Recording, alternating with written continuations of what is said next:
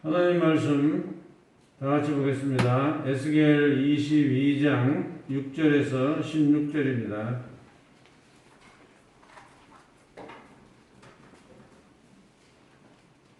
교독하겠습니다. 에스겔 22장 6절에서 16절까지. 이스라엘 모든 고관은 각기 권세대로 피를 흘리려고 내 가운데에 있었도다. 그들이 내 가운데서 부모를 업신여겼으며 내 가운데서 나그네를 학대하였으며 내 가운데서 고아와 가부를 해하였도다. 너는 나의 성물들을 업신여겼으며 나의 안식일을 더럽혔으며 내 가운데에 피를 흘리려고 이간을 붙이는 자도 있었으며 내 가운데 산 위에서 재물을 먹는 자도 있었으며 내 가운데 음행하는 자도 있었으며 내 가운데에 자기 아버지의 하체를 드러내는 자도 있었으며 내 가운데에 월경하는 부정한 여인과 관계하는 자도 있었으며 어떤 사람은 그 이웃의 아내와 가증한 일을 행하였으며 어떤 사람은 그의 며느리를 더럽혀 음행하였으며 내 가운데에 어떤 사람은 그 자매 곧 아버지의 딸과 관계하였으며 내 가운데에 피를 흘리려고 뇌물을 받는 자도 있었으며 내가 변돈과 이자를 받았으며 이익을 탐하여 이웃을 속여 빼앗았으며 나를 잊어버렸도다. 주 여호와의 말씀이니라. 내가 불의를 행하여 이익을 얻은 일과 내 가운데에 피 흘린 일로 말미암아 내가 손뼉을 쳤나니 내가 네게 보응하는 날에 내 마음이 견디겠느냐? 내 손이 힘이 있겠느냐? 나 여호와가 말하였으니 내가 이루리라. 내가 너를 문 나라 가운데 흩으며 각 나라에 해치고 너의 더러운 것을 내 가운데서 멸하리라. 내가 자신 때문에 나라들의 목전에서 수치를 당하리니 내가 여호와인 줄 알리라 하셨다 하라. 아멘. 아멘. 지난 시간에는 암몬에 대한 그 하나님의 심판 예언과 또 유다에 대해서 특히 피 흘린 죄에 대해서 심판하시는 그 내용, 또 우상숭배를 지적하시는 그런 내용이었습니다. 오늘 우리가 읽은 말씀은 다시 유다 사회로 돌아와서 유다 사람들이 지은 죄악을 열거하시는 그런 내용이라고 할 수 있습니다. 먼저 6절을 보면은 고관들이 권세대로 피를 흘리려고 네 가운데 있었다 그랬습니다. 그것은 고관들이 권세를 가지고 사람들의 피를 흘렸다는 뜻이 되겠습니다. 높은 벼슬을 하고 고위 공직자가 된다는 것은 그만큼 사회적 책임감도 큰 것인데 그거를 악용을 해서 사람을 죽이는 죄를 범했다는 것입니다. 그러니까 자기 출세나 부를 위해서 살아갈 때 걸림돌이 되는 그런 사람들은 다 제거했다 그런 뜻입니다. 참 정치적인 어떤 힘과 권력이 있다고 해가지고 그것을 가지고 사람을 죽이는 이러한 일을 행한 정치인들은 하나님의 심판을 면치 못하겠죠. 그 다음에 7절을 보면 부모를 업신여기고 나그네를 학대하고 고아와 가부를 해야 했다 그랬습니다. 이 고관들 또는 일반 백성들까지 포함해서 말한다고 할 수 있습니다. 7절에 보면 그들이라고 하니 그들은 고관들과 더불어 백성들을 모두 포함해서 그렇게 말할 수가 있고 부모를 업신여겼다 그랬습니다. 부모를 공경하라는 것은 하나님의 중요한 계명이고 또 동서고금을 통해서 누구나 다 인정하는 진리와 같은 것이죠. 그런데 이 사람들이 왜 부모를 업신여겼을까요? 그것은 이제 신앙심이 그만큼 떨어지니까 거기에서 이제 발생하는 도덕적 타락이라고 볼 수가 있죠. 말하자면 이제 좀 생각을 해보면 그런 행동이 안 나오는데 이제 늙고 병들었다는 이유, 힘이 없다는 이유로 업신여긴다는 거죠. 사실 자식이라는 것은 부모가 늙고 힘이 없을 때에 그때 이제 도움이 필요한 거죠. 그런데 자기 귀찮다고 생각하면 이제 그런 것들이 이제 자기 입장에서 귀찮게만 생각하고 부모를 업신여긴다는 것입니다. 또 나그네를 학대했다고 그랬습니다. 우리가 어떻게 보면 다 나그네의 똑같은 입장인데 나그네를 학대를 하고 멸시를 하는 것은 그건 이제 자기도 그렇게 당하게 될 것이다 라는 것과 같은 겁니다. 출애굽기 23장 9절에 말씀하시기를 너는 이방 나그네를 압제하지 말라. 너희가 애굽 땅에서 나그네 되었은즉 나그네의 사정을 아느니라. 이스라엘 백성들도 나그네로 산 경험이 있다 이거예요. 애굽에서. 그렇기 때문에 나그네를 봤을 때에 불쌍하게 여기고 돌봐주고 보살펴 주라. 그런 이야기죠. 그러니까 자기도 그렇게 경험이 있으니까 더 나그네를 잘 해줘야 된다. 그런 얘기인데 그렇게 하지를 않고 나그네를 학대를 했다 하는 것입니다. 이것은 예수님께서도 지적하신 말씀에 나오는데요. 마태복음 25장 43절에 보면은 마지막 심판날에 양과 염소를 가르는 그런 이제 심판에 대한 말씀을 하실 때 왼쪽에 있는 염소들에게 주님이 하셨던 말씀이 뭐냐면 너희가 나그네 되었을 때에 영접하지 아니하였고 그랬어요. 헐벗었을 때에 옷 입히지 아니하였고 병들었을 때와 옥에 갇혔을 때에 돌보지 아니하였느니라. 이렇게 주님이 왼쪽에 있는 지옥 갈 사람들한테 그렇게 분류를 해서 말을 했어요. 고아와 과부는 사회적인 약자의 그 대표적 단어죠. 그 시대는 그랬습니다. 그러나 지금 우리가 생각해 볼 때는 장애인도 있고 또 이 땅에는 고아와 과부뿐만 아니고 사회적 약자로 분류되는 그런 사람들이 너무나 많습니다. 근데 이런 모든 사람들을 이제 우리 공공 사회가 배려를 하고 보살피고 돌봐줘야 된다 하는 것입니다. 아직도 이제 장애인들에 대한 배려가 약하다 보니까 지하철 타는 문제라든지 이런 게 너무 불편해서 장애인들이 막 데모를 하고 그래가지고 그것도 한번 시끄러웠던 그 적이 있죠. 그거는 이제 뭐 이해를 해야 되죠. 가진 자, 건강한 자가 이해를 하고 그들이 왜 저렇게 데모를 하나. 그걸 좀 불편하게 한 거는 좀 잘못됐지만은 그걸 너무 나무라지 말고 불편하니까 그렇게 데모하는 거 아니겠어요? 그러니까 성숙한 사회라는 거는 이런 장애인이나 또 소외된 어려운 이런 사람들을 최대한 함께 우리 이웃이고 내 형제 자매다 생각을 하고 배려를 해야 되죠. 근데 그것이 안 되면은 사회가 불행해지는 거고 성숙도가 그만큼 떨어지는 거예요.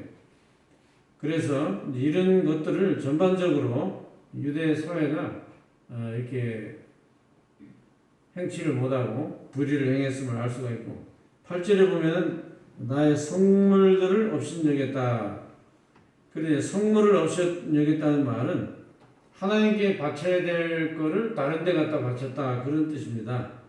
출애굽기 22장 20절에 말씀하시기를 여호와 외에 다른 신에게 제사를 드리는 자는 멸할지어다 그런 말씀이 나와요. 그러니까 예배는 하나님만이 받으시는 독점적인 영역입니다.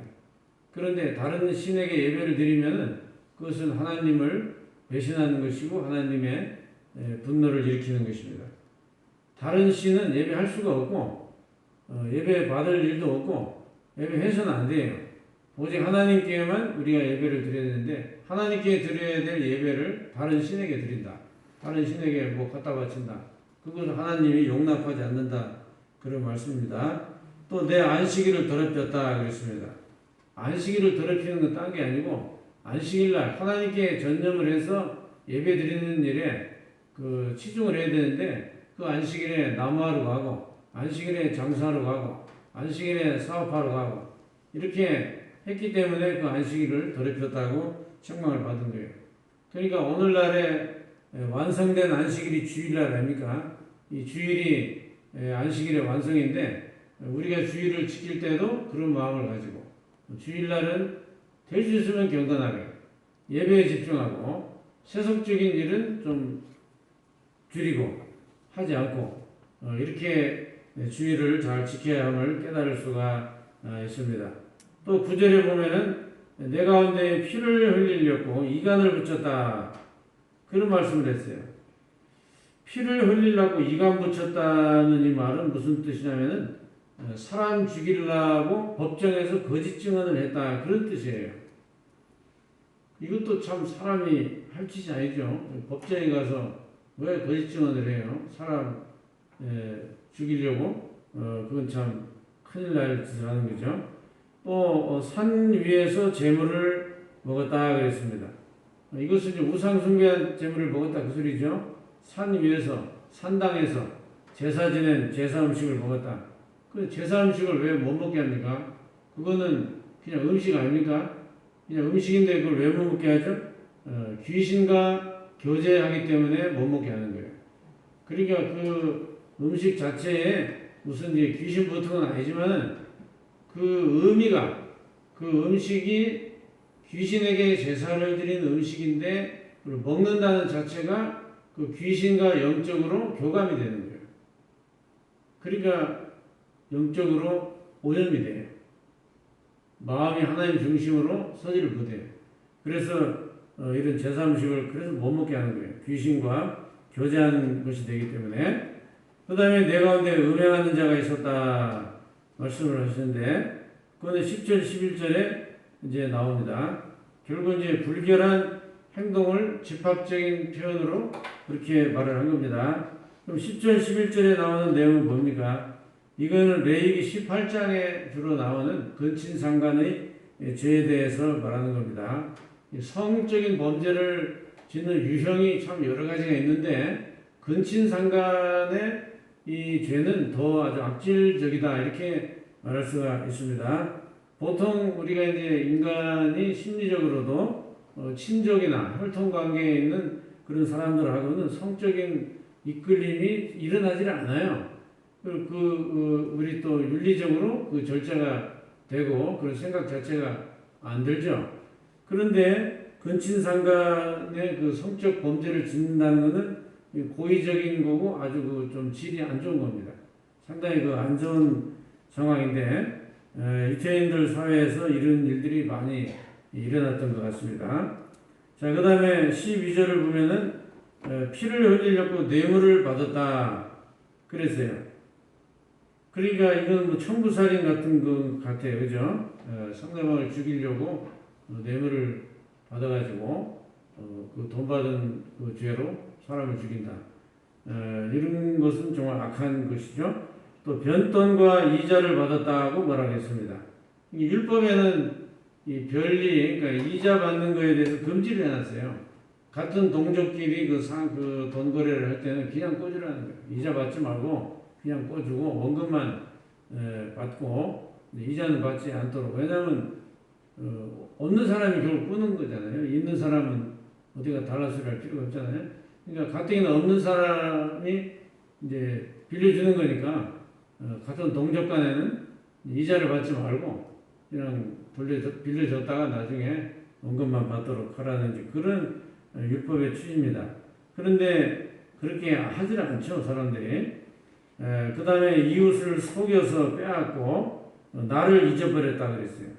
이것도 참 큰일입니다.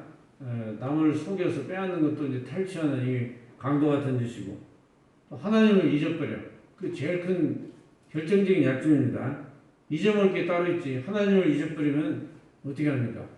유대인들이 신앙적으로 많이 타락이 됐다는 걸 알 수가 있습니다. 또 네가 불의를 행하여서 이익을 얻은 일과 내 가운데 피 흘린 일로 말미암아 내가 손뼉을 쳤다 그랬습니다. 이것은 참 안타까운 부분이죠. 하나님께서 뭐 기뻐서 손뼉을 치는 게 아니고 이제 심판의 날이 이르렀다는 하나의 그 표현 아니겠습니까? 이러한 부분도 결국 다 자기들의 행위가 잘못됐음을 말씀하고 있는 거고 또 내가 너에게 보응하는 날에 내 마음이 견디겠느냐? 내 손이 힘이 있겠느냐? 이렇게 말을 했습니다. 하나님이 심판하시는 그날에 견뎌내겠습니까? 못 견디죠. 그 하나님의 심판을 받을 때 너의 손이 힘이 있어가지고 그걸 막아낼 수 있겠느냐? 그런 말씀인데 막아낼 수가 없죠. 견딜 수 없는 하나님의 심판이 임한다는 것입니다. 하나님의 정말 이 관심은 우리 믿는 자에게 더 집중되는 것 같아요. 그래서 우리가 이 세상이 많이 타락이 돼도 우리 예수 믿는 사람들이 정말 정신을 바짝 차리고 예수를 잘 믿어야 되는 것은 소돔과 고모라가 멸망을 당할 때 의인 10명이 없어서 멸망을 당했잖아요. 아브라함과 천사와 타협을 볼 때 그랬잖아요. 처음에 50명으로 시작해가지고 자꾸 줄어가지고 나중에 10명까지. 이제 마지막으로 한 번만 제가 더 부탁을 할 테니까 용서해달라 하면서 10명까지. 의인이 10명만 있어도 이 성을 멸하시겠습니까? 라고까지 타협을 받지만은 결국 망한 걸 볼 때 10명이 없었다는 얘기예요. 그러니까 얼마나 그 사회가 타락됐으면 의인도 10명이 없네요. 그러니까 같이 타락되는 거예요. 이게 죄라는 게 참 무섭습니다, 여러분. 이 사회가 전반적으로 그런 이제 죄악이 같이 물들고 같이 타락되기 때문에 의인이 없다는 거예요. 그러니까 우리 예수 믿는 사람들이 어떻게 예수를 믿어야 되겠습니까? 정신을 차려야 되죠.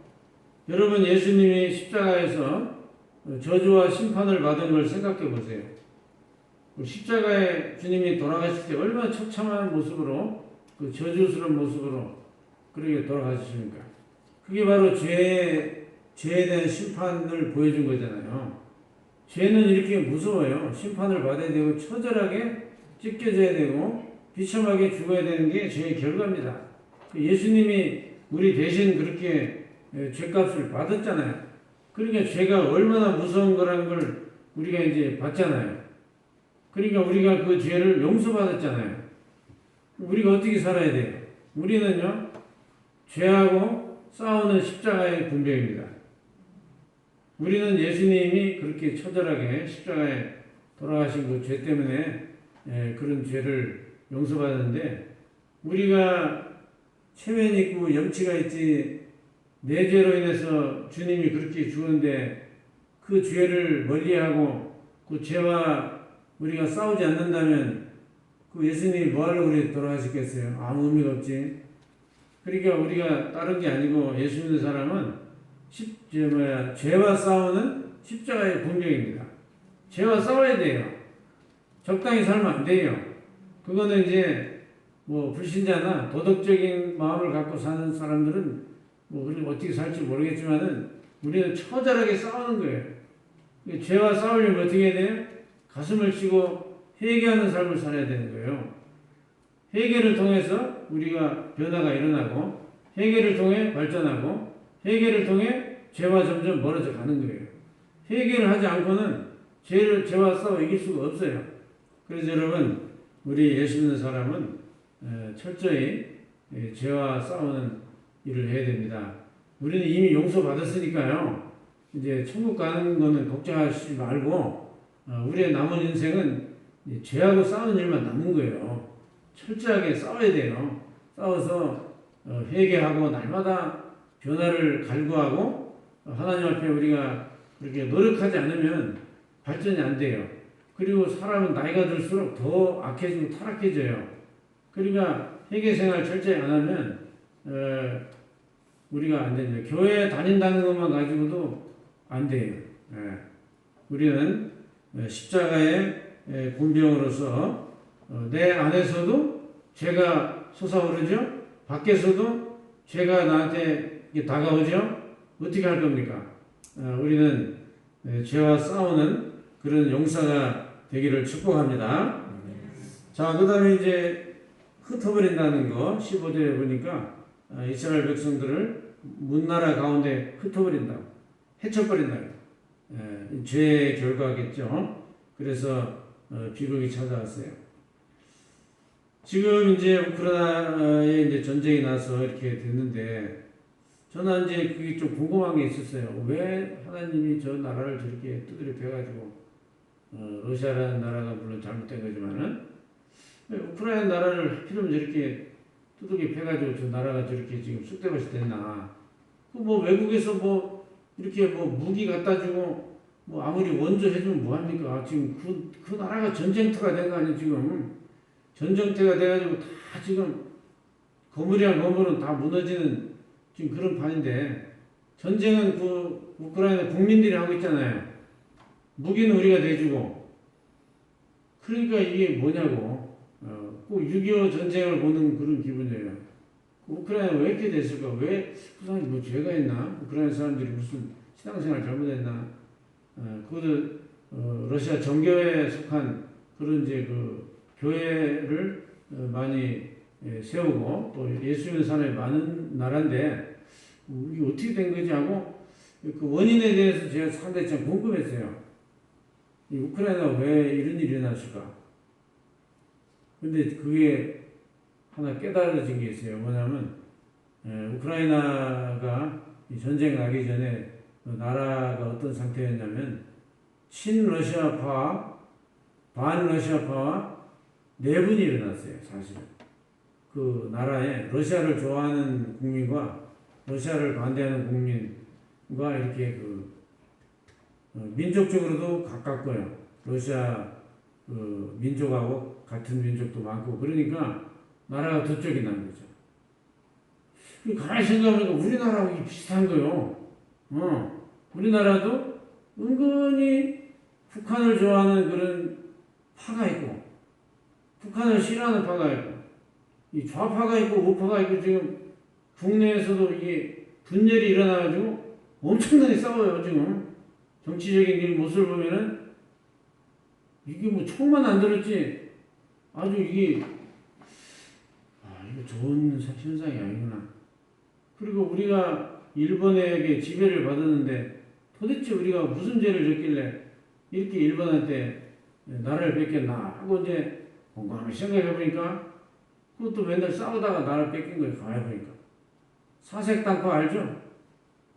조선시대도 싸웠다니까 여러분. 호남파, 영남파, 뭐 서울 뭐 돼가지고